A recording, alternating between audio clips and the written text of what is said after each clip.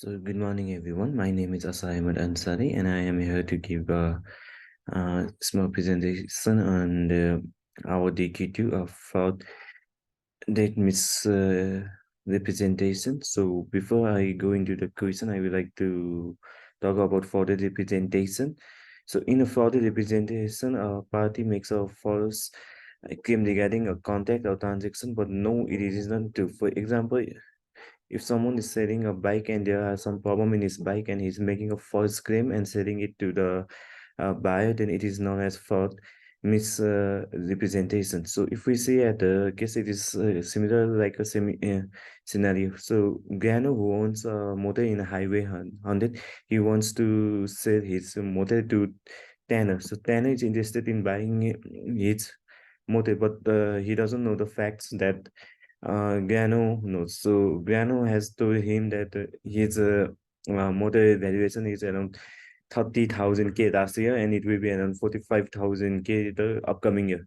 But he's making a false claim to Tanner that his motor is expensive and it is around 30K. So actually, if we see at the book, right, if we see at the case study, then it is there that the motor is only around like 15,000.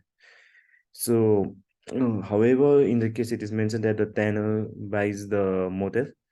So let's go to our question is like what is the chances of Tanner getting his funds back? So after buying the motor, he runs the motor for a year and he just make a profit of like 18,000, and then he knows that he has made a judgment in a bad decision that the motor is he buy is very expensive. So if we see like there are four basic elements that are necessary to prove that fraud did occur, which would then render the contract null and void. So one is like an intent to deceive with knowledge of the false statement, misinterpretation of material facts, reliance on the statement by the third party, and the fourth one is damage or injury caused by the misrepresentation. So Gano's statement that the hotel would need 45,000 in the next year, statement of opinion, and there is no guarantee that the future would transpire as either party initially thought. Therefore, the statement by Gano that this would happen would not be cause to void the contract.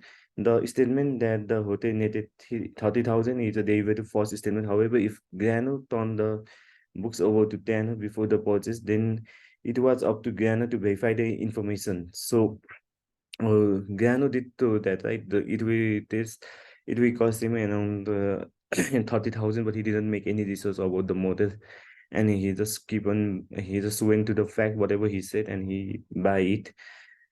So if the books that were done over so the truthful net income, Tanner should have known that Gano's statement was false, and therefore Tanner would not be able to void the contact. Since Gano and Tanner were not in a fiduciary relationship, there was no duty for Gano to tell Tanner about the highway that was being put in, even though that information may materially weigh on Tanner's decision. Tanner should have done due diligence and not relied on Gano's statement.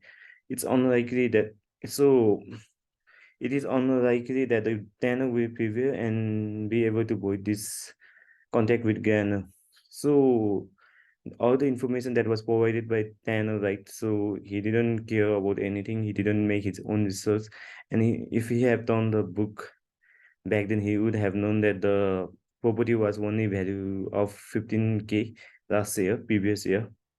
So because of all this fact, we can say that it is very difficult for Tanner to get his money back.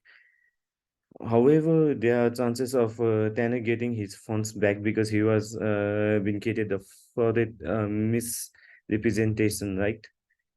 So we can say that Gano did make a fraud with Tanner, but it was also Tanner's responsibility to check whether the price was correct, whether the information he provided was right. So I think it will be very chance for Tanner to get his bands back. So thank you this much for this